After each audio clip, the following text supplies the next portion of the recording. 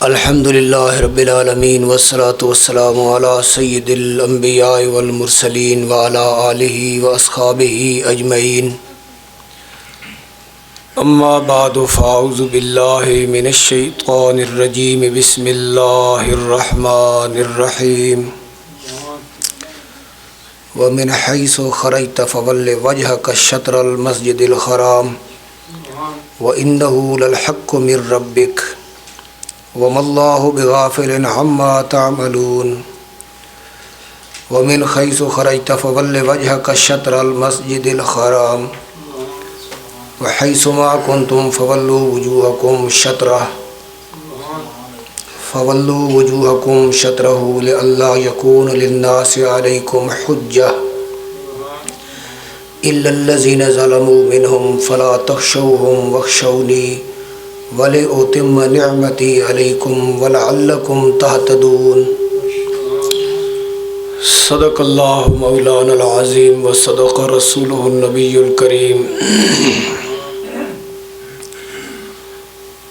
ان اللہ وملائکتہ یصلون علی النبی یا ایہا الذین آمنوا صلوا علیہ وسلموا تسلیما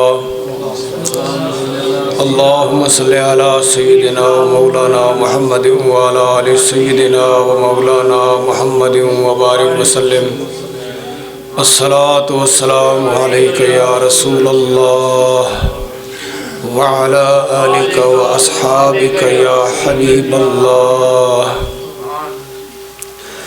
هو الحبیب الذی ترجى شفاعته لكل حول من الاحوال مقتحمی یا رب بالمصطفیٰ بلغ مقاصدنا واغفر لنا ما مدى یا واسع الکرم یا اکرم الخلق مالی من الوذ به سواک عند حلول الحادث العمم بلغ العلا بکمالہ کشف الدجا بجمالہ حسنت جمیع خصالہ صلوا علیہ وآلہ مولایا صلی وسلم دائما ابدا علی حبیبک خیر الخلق کلہم وعلی آلہ واصحابہ اجمعین معزز سامعین، اللہ تبارک و تعالی جل شانہ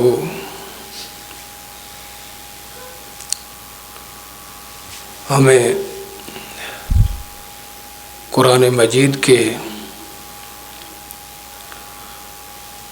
نور ہدایت سے فیض یاب فرمائے۔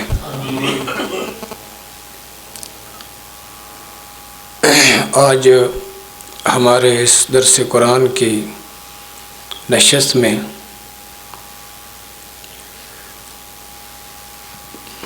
تشریف فرما ہے صدر محفل آج کی اس نشست کے حضرت علامہ مولانا محمد عنایت اللہ جلالی صاحب،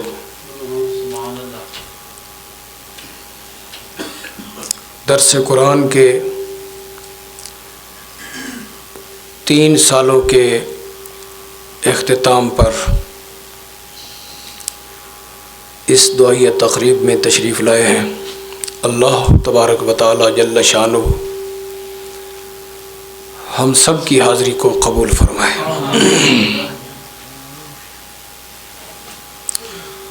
معزز سامعین، دوسرا پارہ شروع ہے اور 3 سالوں میں الحمدللہ تعالی ایک پارے کا درس قرآن مکمل ہوا۔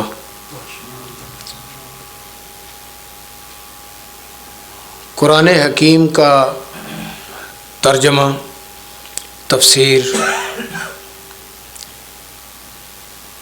یہ سب کچھ یاد رہ جائے یہ ممکن نہیں۔ خاص طور پہ آپ لوگ جو عربی زبان اور اس کی لغت سے ناواقف ہو، ان کے لیے مشکل ہے کہ کسی آیت کا ترجمہ ان کو یاد رہے۔ البتہ اصل مقصد ہدایت قرآن ہے۔ قرآن جو ہدایت عطا فرما رہا ہے، وہ مفہوم کے اعتبار سے دلوں کے اندر پیوست ہو جائے تو مقصود یہی ہوتا ہے۔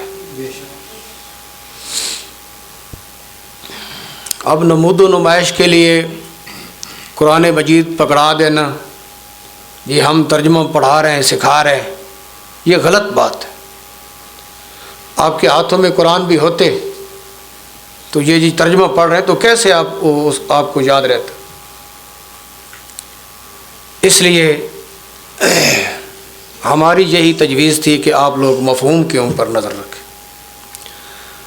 اپنے دین کو سمجھیں، اپنے عقائد کو سمجھیں، اپنے معمولات کو درست کریں۔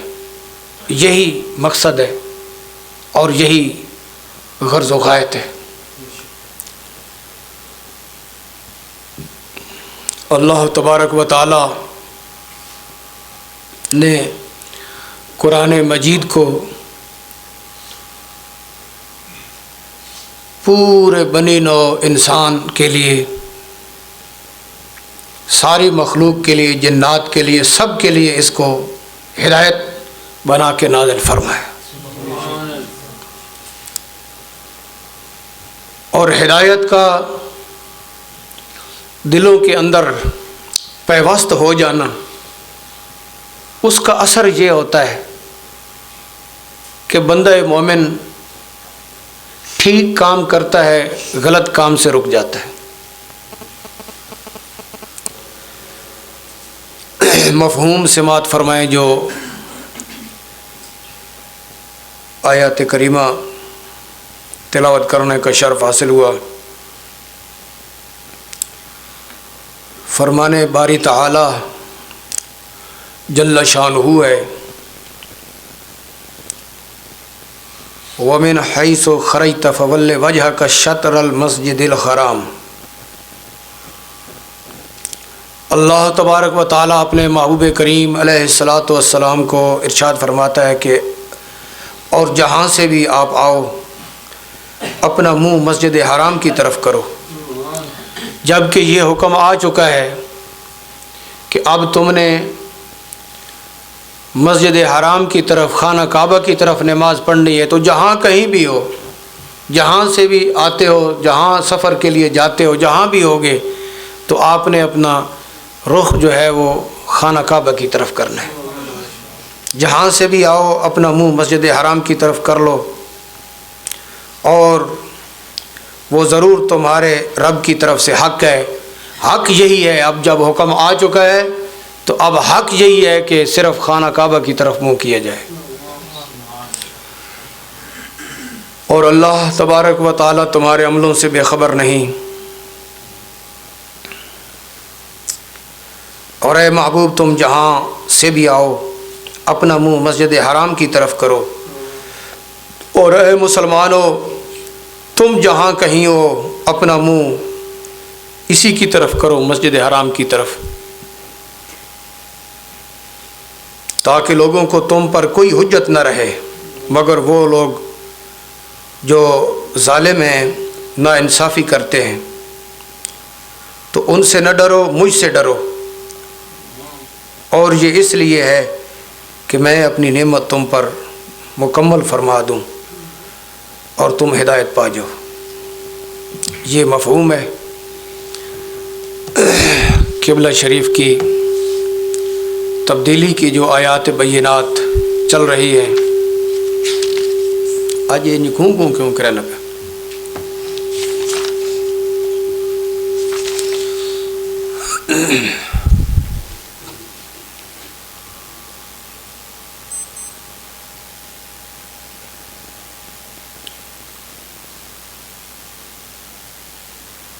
کچھ تفسیر سماعت فرمائیں۔ علامہ اسماعیل حقی نے جو تفسیر ارشاد فرمائی ان آیتوں کے تحت۔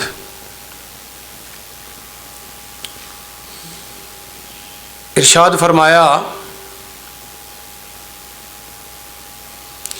تم جہاں کہیں بھی سفر کے لیے جاؤ تو اپنے چہروں کو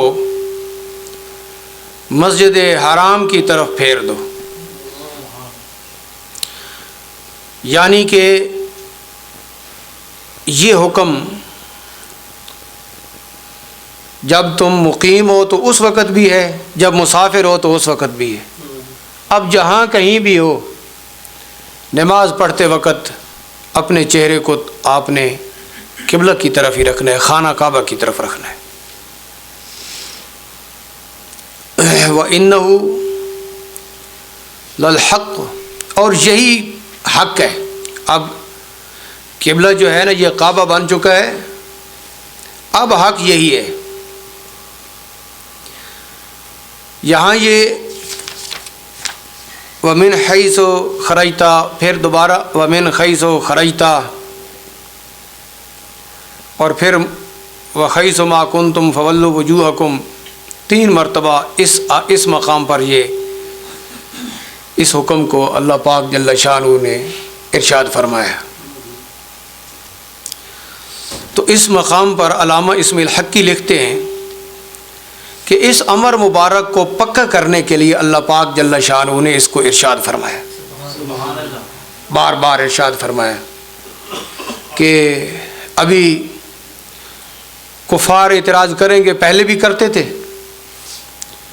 جب مسجد اقصیٰ کی طرف چہرہ مبارک تھا تو اس وقت بھی اعتراض تھے، اور اب بھی کریں گے۔ اللہ تبارک و تعالی جل شانہ نے اس کو مقرر ارشاد فرمایا۔ حالانکہ اللہ پاک جل شانہ ایک مرتبہ بھی ارشاد فرما دے تو بات تو پکی ہے، لیکن اس کریم پروردگار کی اپنی حکمتیں ہیں۔ آپ دیکھتے ہیں کہ بعض احکام بار بار آتے ہیں قرآن حکیم کے اندر، نماز کے احکام ہیں، بار بار ہیں، واتقوا اللہ، اللہ سے ڈرو، بار بار ہیں،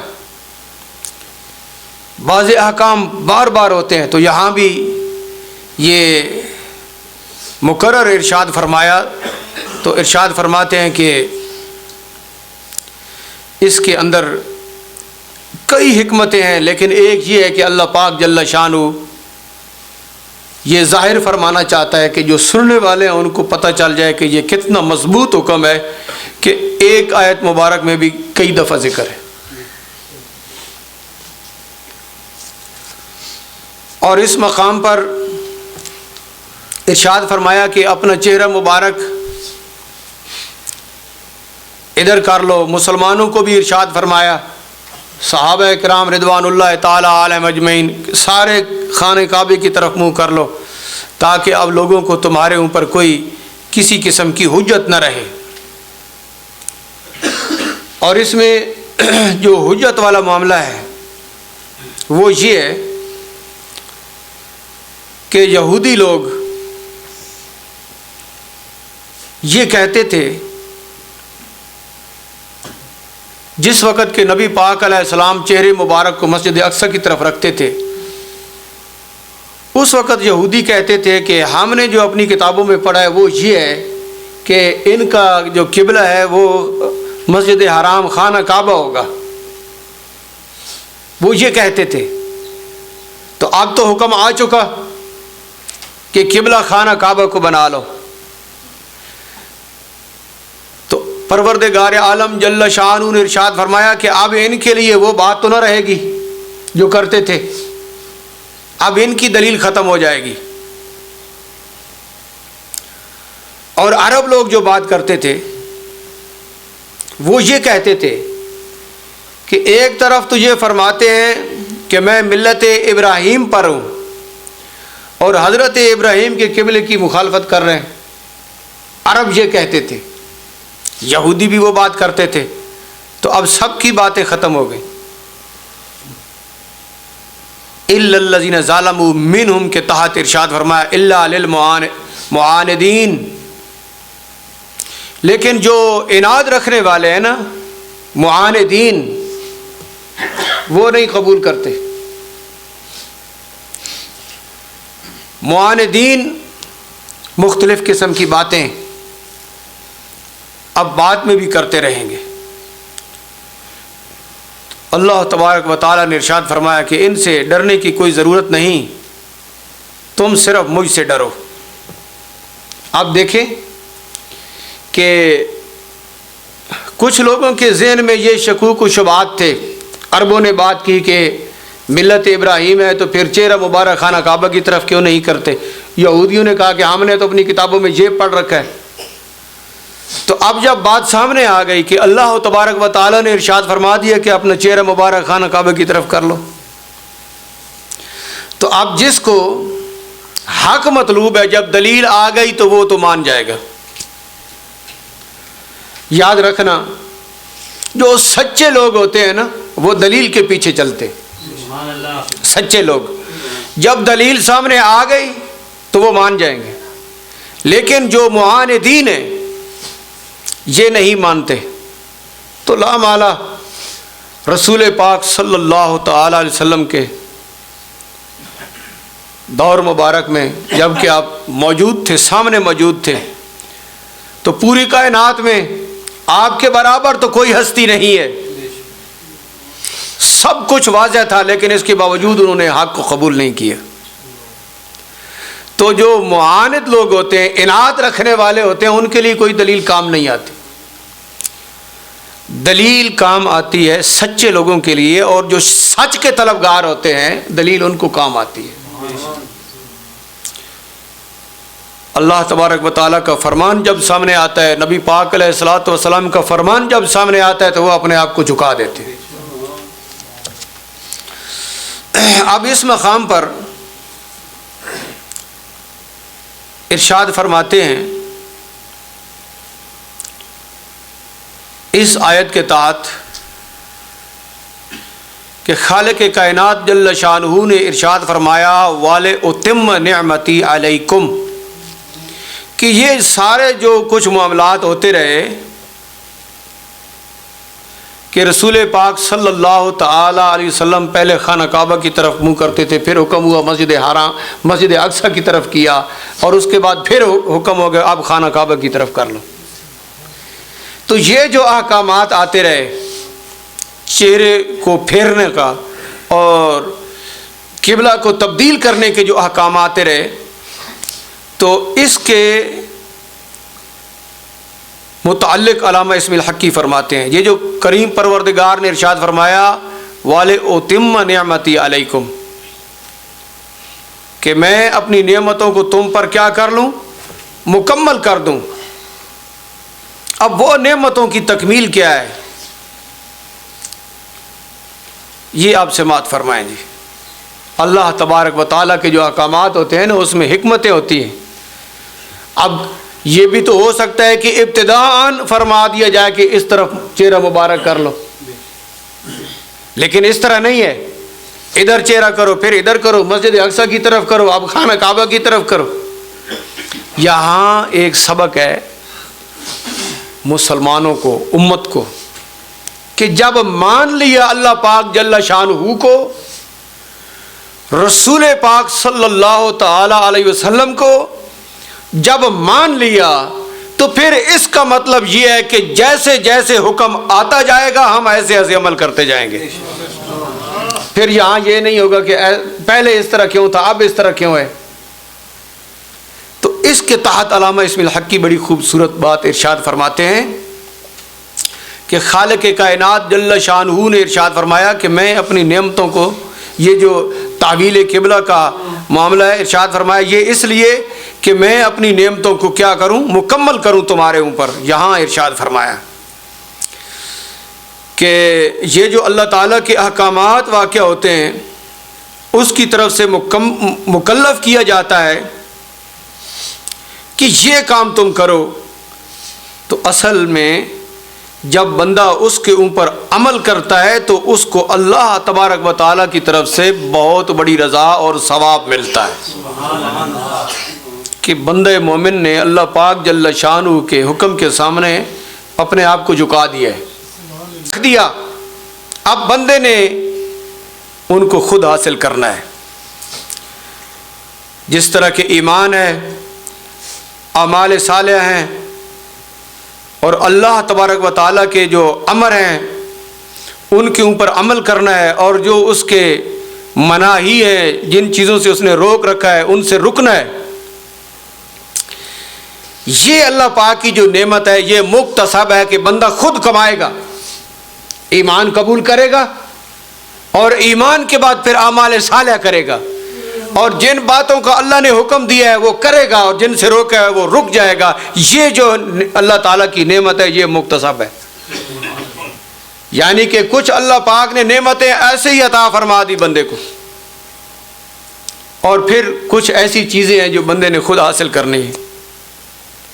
یہ اللہ تعالیٰ کے جو انعامات ہیں اور اس کی جو نعمتیں ہیں ہر طرح سے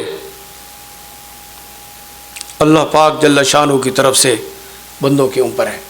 اب دیکھیں، ایک تو وہ نعمتیں ہیں جو اس نے ہمیں عطا فرما دی، اور باقی یہ دار الابتلاء ہے، دنیا ہے، اللہ پاک نے اندر صلاحیت ایک جوہر رکھ دی ہے کہ اب تم کام کرو، عمل کرو، اور عمل کے ذریعے تم اللہ پاک جل شانہ کے جو انعامات ہیں ان کو حاصل کرتے جاؤ. اور آج کے درس قرآن میں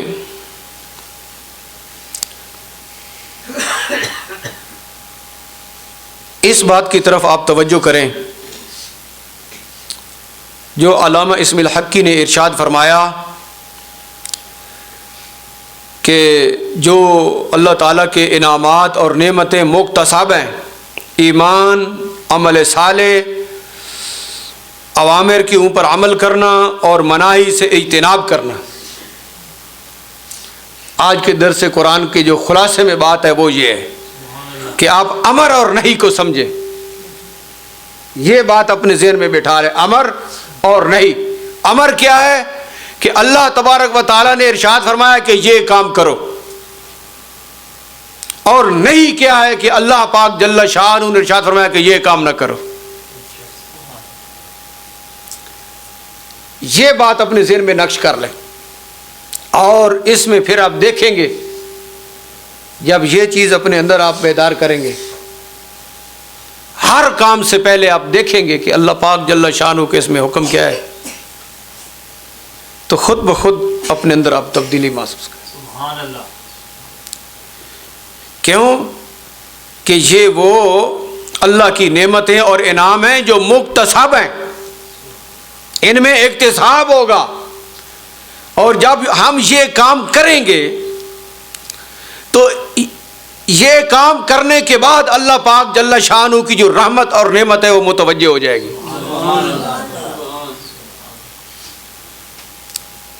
اب دیکھیے کہ شیطان انسان کو راہ راست سے ہٹاتا ہے اور مختلف قسم کے بندوں کے ساتھ وعدے کرتا ہے، اور وہ یہ کہتا ہے کہ اللہ تعالیٰ بڑا مہربان ہے، بخشنے والا ہے، غفار ہے، گناہوں کو معاف کرنے والا ہے. اس قسم کی باتیں کرتا ہے تاکہ بندہ جو ہے نا وہ ڈھیلا ہو جائے کہ اتنا ضروری نہیں ہے، اللہ تعالیٰ بخشنے والا ہے، مہربان ہے.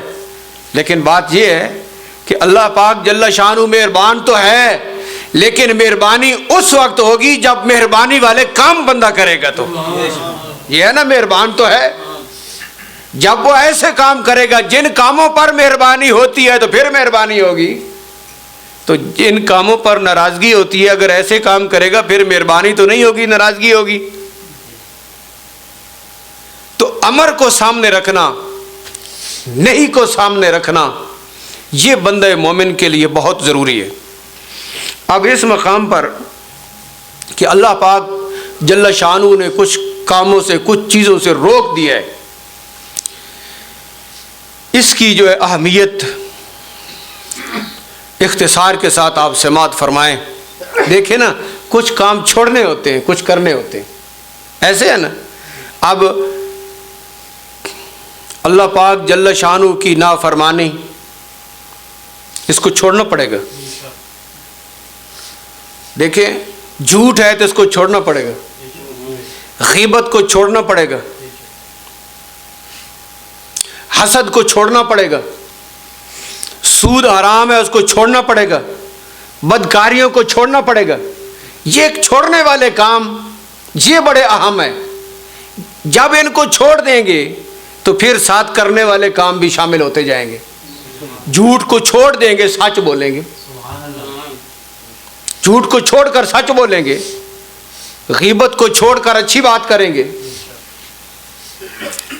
بدکاریوں کو چھوڑ کر اچھائی کریں گے. تو کچھ کام ہیں جس کو کہتے ہیں مناہی، کہ اللہ پاک جل شانہ نے روک دیا کہ یہ کام تم نے نہیں کرنے، اور کچھ کام اوامر ہیں کہ یہ کام تم نے کرنے ہیں. اور ان دونوں کو اکٹھا چلانا ہے، یہاں تک کہ علامہ روح البیان نے دوسرے مقام پر ارشاد فرمایا کہ فإن التخلیۃ متقدمۃ علی التحلیہ، اور ایک مقام پر ارشاد فرمایا فتاوی رضویہ شریف میں بھی ہے فإن درء المفاسد اہم من جلب المنافع. یہ دو چیزیں آپ سمجھ لیں. ایک ہے اچھا کام کرنا، نفع والا کرنا، جس طرح ہم نماز پڑھتے ہیں، قرآن پاک کی تلاوت کرتے ہیں، سچ بولتے ہیں، یہ اچھے کام ہیں. عبادات ریاضات یہ اچھے کام ہیں، نفع والے کام ہیں. ایک ہے فساد والے کام، غلط کام، جس طرح حرام ہے، جھوٹ ہے، ظلم ہے، زیادتی ہے، بدکاری ہے، یہ غلط کام ہے، فساد ہے. اب اس میں ضابطہ یہ ہے کہ فساد اور غلط کام جو ہے ان سے بچنا اور ان کو دور کر دینا یہ زیادہ اہم ہے اچھے کام کرنے سے. یعنی غلط کاموں سے بچنا یہ مقدم ہے اچھے کام کرنے پر. اگر کوئی شخص اچھے کام بھی کرتا ہے ساتھ غلط کام بھی کرتا ہے تو یہ خلط ملط ہو جاتا ہے، اچھا کام نہیں رہتا. تو پہلے فساد سے، غلط کاموں سے بچنا ہوگا اور اس کے بعد پھر اچھے کاموں کو لینا ہوگا. ایک یہ بات. دوسرا علامہ روح البیان نے ارشاد فرمایا تخلیہ جو ہے یہ تحلیہ پر مقدم ہے. تحلیہ کیا ہوتا ہے؟ اچھے کاموں سے اپنے آپ کو مزین کر لینا، یہ تحلیہ ہے. اور تخلیہ خے کے ساتھ ہوتا ہے خالی کرنا. تو اس کا مطلب یہ ہے کہ اچھے کاموں کے ساتھ اپنے آپ کو مزین کرنا اس وقت ہو سکتا ہے کہ جب خرابیوں سے اپنے آپ کو خالی کر لیا جائے. تو خرابیاں بھی اندر رہیں اور پھر اچھے کام آ جائیں تو وہ اچھے کام مزین نہیں کریں گے. اگر اچھے کاموں کے ساتھ زینت چاہیے تو پہلے خرابیوں کو ہٹانا پڑے گا. تو آپ دیکھ لیں کہ شریعت پاک کے اندر ان چیزوں کی بڑی اہمیت ہے کہ کس کام کا امر ہے کہ یہ کرو اور کس کام سے روکا گیا ہے کہ یہ نہ کرو. اب نہ کرنے والے جو ہے ان کو چھوڑنا پڑے گا اور جو کرنے والے ہیں ان کو کرنا پڑے گا. امر کے اوپر بھی عمل ہو اور نہی کے اوپر بھی عمل ہو. آپ دیکھیں قرآن حکیم کے اندر اگر آپ توجہ کریں تو بے شمار امر ہے، بے شمار امر ہے اور بے شمار نہی ہے. ایک لمبی فہرست ہے. اللہ پاک جل شانہ نے ارشاد فرمایا وَأَطِیعُوا اللَّهَ وَالرَّسُولَ، اللہ کی اطاعت کرو اور رسول کی اطاعت کرو. لعلکم ترحمون، تمہارے اوپر رحم ہوگا. اللہ کی اطاعت کرو، اللہ کے رسول کی اطاعت کرو. تو ایک طرف تو یہ ہے کہ حکم یہ ہے کہ تم اللہ کی اطاعت کرو، اللہ کے رسول کی اطاعت کرو. اور ارشاد فرمایا یا ایھا الناس کلوا مما فی الارض حلالا طیبا ولا تتبعوا خطوات الشیطان کہ شیطان کے پیچھے نہ چلو. اے لوگو زمین میں جو کچھ ہے حلال پاکیزہ وہ تو کھاؤ، لیکن شیطان کے پیچھے نہ چلو. اللہ رسول کی اطاعت کرو اور شیطان کے پیچھے نہ چلو، کیونکہ شیطان تمہیں غلطی کی طرف لے جائے گا، گمراہی کی طرف لے جائے گا، جہنم کی طرف لے جائے گا. اور اللہ رسول کا حکم مانو. اب اس مقام پر دیکھنا یہ ہے کہ بندہ مومن کے سامنے اللہ پاک جل شانہ کا حکم بھی ہوتا ہے کہ یہ اللہ پاک کا حکم ہے، اور پھر اس کو یہ بھی پتہ ہوتا ہے کہ یہ دوسری طرف شیطان کا ہے. تو اب کس کے اوپر عمل کرے گا؟ خود بخود بندہ مومن کو پتہ چل جائے گا کہ میں غلطی کی طرف جا رہا ہوں یا صحیح کی طرف جا رہا ہوں. تو جو اللہ پاک کا حکم ہے بندہ مومن کو اس طرف جانا چاہیے، اور شیطان جس کی طرف کھینچ رہا ہے اس کی طرف نہیں جانا چاہیے. انسان کا نفس ہے، انسان کا نفس انسان کو غلطی کی طرف کھینچتا ہے، تو اللہ پاک جل شانہ اس کو خیر کی طرف بلاتا ہے. تو اوامر اور نواہی کا لحاظ یہ آپ ذہن میں بٹھا لیں. ہمیشہ اللہ پاک جل شانہ کا امر اور اللہ پاک جل شانہ کی جو نہیں ہے ان دونوں کو آپ. لیکن ہمارا جو معاشرہ ہے نا اس کے اندر اختلاط زیادہ ہے، عقائد کے اعتبار سے، اعمال کے اعتبار سے. اللہ پاک جل شانہ نے ارشاد فرمایا وَلَا تَلْبِسُوا الْحَقَّ بِالْبَاطِلِ، حق اور باطل کو آپس میں نہ ملاؤ، حق اور باطل کو نہ ملاؤ، غلط اور صحیح کو آپس میں نہ ملاؤ. نہ تو ایسا ہونا چاہیے کہ عقائد میں حق اور باطل کو ملا لیا جائے، اور نہ ایسا ہونا چاہیے کہ اعمال میں کچھ اچھے کر لیے اور کچھ برے کر لیے اور ان کو آپس میں ملا دیا. ہمارا معاشرہ اس غلطی کے ارتکاب میں بہت زیادہ ہے. جب ایک اچھائی کرے گا تو ساتھ 10 برائیاں ہوں گی. یہ عجیب بات ہے. یہ کہتے ہیں کہ یہ جو انگریزی دوائی ہوتی ہے اس کے سائیڈ ایفیکٹس ہوتے ہیں، اگر ایک فائدہ کرتی ہے تو 4-5 نقصان بھی کرتی ہے. تو انگریزی ماحول نے یہی کچھ دیا ہے کہ ایک آدھ بات صحیح کر لی، ایک کام صحیح کر لی، ساتھ 10 خراب بھی کرا لی، تاکہ اس صحیح کی افادیت بھی ختم ہو جائے، ختم ہو جائے گی. اب میں آپ کو مثال دیتا ہوں. یہ درس قرآن ہے، یہ اچھا کام ہے. قرآن کی ہدایت ہم لے رہے ہیں، بہت اچھا کام ہے جی. مولانا غلام رسول صاحب پہلے ہی سمجھ گئے کہ کیا بات ہونے لگی. اب یہ درس قرآن ہے تو یہ خیر کا سلسلہ ہے، تو اس خیر کے سلسلے کو اگر شر کے ساتھ ملا لیا جائے تو پھر یہ خیر نہیں رہے گا. اب یہ درس قرآن ہے، یہ خیر ہے. آپ لوگ شریعت پاک سن رہے ہیں، دین اسلام کے مسائل سن رہے ہیں. انسان کا دل، بندے مومن کا دل مطمئن ہوتا ہے، اللہ تبارک و تعالیٰ کی طرف رجوع کرتا ہے.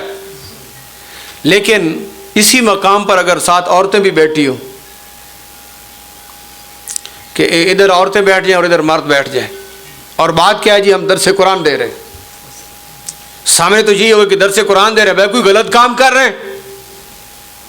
درس قرآن دے رہے ہیں نا، کوئی غلط کام تو نہیں ہے. اب وہ ایک اس قسم کا جو خطاباتی انداز ہے اس میں سارے کہیں گے کہ یار ہے تو صحیح کام، یہ کہہ رہا ہے کہ کام تو ہم ٹھیک کر رہے ہیں، غلط کام تو نہیں کر رہے. لیکن آپ دیکھیں کہ شریعت پاک نے جس طرح مرد و زن کو بیٹھنا منع فرمایا ہے، اس نہیں کے اوپر تو پہلے عمل کرنا ہوگا نا. حرام کا ارتکاب کر کے پھر کہنا کہ ہم اچھا کام کریں، یہ بہت کمال درجے کی بے وقوفی ہے. تو میں نے عرض کیا ہے کہ درء المفاسد اہم من جلب المنافع، یہ ضابطہ ذکر کیا ہے ہمارے علماء نے کہ مفاسد کو ہٹانا یہ مقدم ہے نفع حاصل کرنے سے.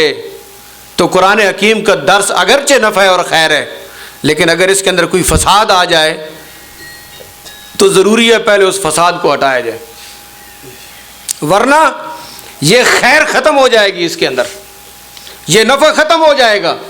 لیکن بظاہر لوگ کہیں گے کہ جی ہم کوئی ناچ تو نہیں رہے، جی ہم کوئی غلط کام تو نہیں کرے، قرآن کا درس ہی دے رہے ہیں۔ بھائی آخر تم دین اسلام کی نئی کے ساتھ ٹکر لے رہے ہو، کون سا تم خیر کا کام کر رہے ہو؟ یہ ہمارے معاشرے کے اندر خرابیاں ہیں۔ اب بندے اکٹھے کرنے کے لیے، اپنی شہرت بڑھانے کے لیے ایسا انداز اختیار کیا جو ماحول قبول کرتا ہے،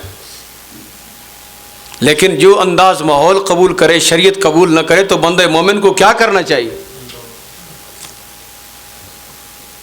بندوں کو بڑھانا مقصد نہیں ہوتا، حق کو بیان کرنا مقصد ہوتا ہے، یاد رکھنا۔ نعرہ تکبیر، نعرہ رسالت، نعرہ حیدری، علماء اہل سنت۔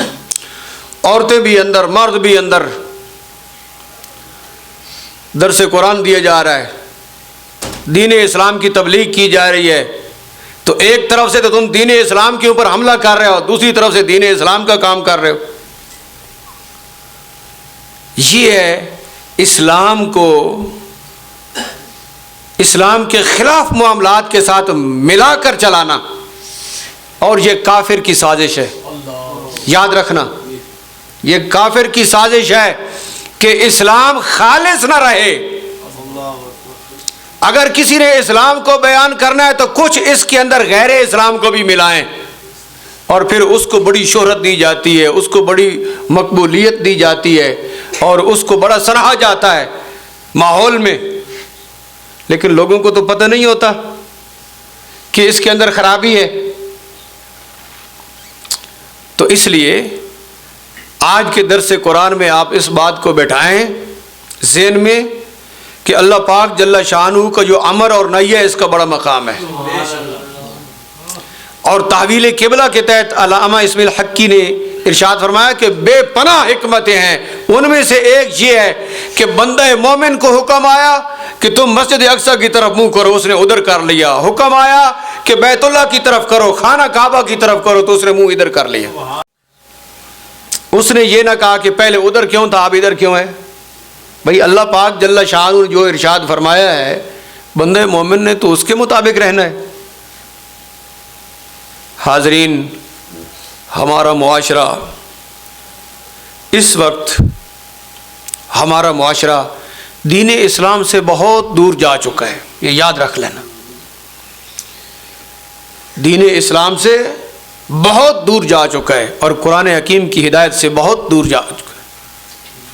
اور یہ غلط باتیں ہیں کہ ہم اتنے تھوڑے سے دنوں میں تجوید بھی پڑھا دیں گے، ترجمہ بھی پڑھا دیں گے، اور ساری تفسیر تمہیں بتا دیں گے۔ یہ غلط بات ہے۔ اور یہ میں آپ کو بتاؤں کہ یہ جہالت کو بڑھانا ہے، یہ عجیب آپ کو فائدہ ہوگا اس بات میں، عجیب فائدہ ہوگا۔ اور میں نے ابتداً آپ کو بتا دیا کہ 3 سالوں میں ایک پارہ ہوا ہے۔ میں خود آپ کو یہ بتا رہا ہوں کہ آپ کو ایک سطر کا بھی ترجمہ یاد نہیں ہوگا، اور یہ ممکن ہی نہیں ہے۔ اور یہ کوئی ایسی بات بھی نہیں ہے کہ ایسا کیوں ہے، کیوں کہ علماء کا کام ہے کہ قرآن حکیم کے اندر جو احکامات ہیں ان کا مفہوم عوام کو بتا دو۔ عوام ذہن کے اندر مفہوم رکھیں کہ اللہ پاک کا حکم یہ ہے، ہم نے اس طرح کرنا ہے، نماز پڑھنی ہے، سچ بولنا ہے، حلال جو ہے اس کی طرف رہنا ہے، جائز کی طرف رہنا ہے، حرام سے بچنا ہے، ناجائز سے بچنا ہے، جھوٹ سے بچنا ہے، فساد سے بچنا ہے۔ یہ ضروری نہیں کہ آیت یاد ہو اور جاؤ اس کا مفہوم یاد ہو، یہ تو ویسے بھی تکلیف مالا یطاق بنتی ہے۔ اور وہ جو میں آپ کو بتانے والا ہوں کہ آپ کو بڑا فائدہ ہوگا، اگر کسی کو بندہ غلط فہمی کا یہ شکار کر دے کہ اب تم جو ہے نا 1 مہینے میں یا 15 دنوں میں آئے ہو، اب تم مکمل عالم، فاضل، حافظ، قاری سب کچھ ہو، تو وہ ایک غلط فہمی کا شکار ہو جائے گا کہ میں تو اب قاری بھی ہوں، میں تو اب عالم بھی ہوں، میں خطیب بھی ہوں، مقرر بھی ہوں، میں اسلام کا بڑا اب سکالر بن گیا ہوں، ایک غلط فہمی کا شکار ہو جائے گا، اور اس غلط فہمی میں ہدایت سے محروم ہو جائے گا۔ جب کوئی بندہ شریعت کو بیان کرے گا وہ کہے گا کہ مجھے تو ضرورت ہی نہیں ہے، میں پہلے سے ہی بہت بڑا عالم ہوں، حافظ قاری بن چکا ہوں، میں تقریر بھی کر لیتا ہوں۔ تو غلط فہمی کا شکار کر دیا گیا۔ ان کو بتاؤ کہ دین اسلام اس طرح تمہیں یکدم مہینے 2 مہینے 15 دنوں میں سمجھ نہیں آ سکتا، یہ تو مسلسل رابطہ مانگتا ہے، مسلسل، اور ہمیشہ تمہارے علم میں اضافہ ہوتا رہے گا، ایسا بتانا چاہیے۔ ایسا نہیں کہ ان کو ایک غلط فہمی کا شکار کر کے بندہ چھوڑ دے۔ بزرگ لوگ کہتے ہیں ایک ہوتا ہے کسی مسئلے سے ناواقف ہونا، جاہل ہونا۔ جب بندے کو پتہ ہے کہ میں ناواقف ہوں، جاہل ہوں، تو جب علم کی بات سنے گا تو اس کی جہالت دور ہو جائے گی، اسے پتہ ہے کہ میں اس مسئلے سے ناواقف ہوں۔ اور جو ناواقف ہونے کے باوجود یہ سمجھتا ہے کہ نہیں میں تو واقف ہی واقف ہوں، اس کی جہالت کبھی دور نہیں ہو سکتی۔ اس لیے یہ لوگوں کو غلط فہمی میں مبتلا کرنے کے برابر ہے کہ تم چند دن ہمارے پاس آؤ تو تم حافظ بھی ہو، تم قاری بھی ہو جاؤ گے، تمہیں قرآن کے سارے مسائل بھی معلوم ہو جائیں گے، اور بہت کچھ تمہیں سند اور ڈگری دے دی جائے گی۔ حاضرین، ہمیشہ بندہ مومن کو اس کوشش میں لگے رہنا چاہیے کہ ہمیں شریعت کی طرف سے رہنمائی ہوتی رہے اور ہم اس کے اوپر عمل کرتے رہیں، اور ہمیشہ عاجزی کو اختیار کرنا چاہیے، اور شریعت پاک کے جو احکامات ہیں ان کو ہمیشہ مقدم رکھنا چاہیے۔ دنیا کا ماحول کچھ بھی تقاضا کرتا رہے اور دنیا کا ماحول کسی چیز کو قبول کرتا رہے، اس کی طرف کبھی بھی اہل علم کو میلان نہیں کرنا چاہیے۔ ہمیشہ جو حق ہے اور جو شریعت کی بات ہے اسے ہی آگے پہنچانا چاہیے۔ اللہ تبارک و تعالی ہمیں قرآن حکیم کے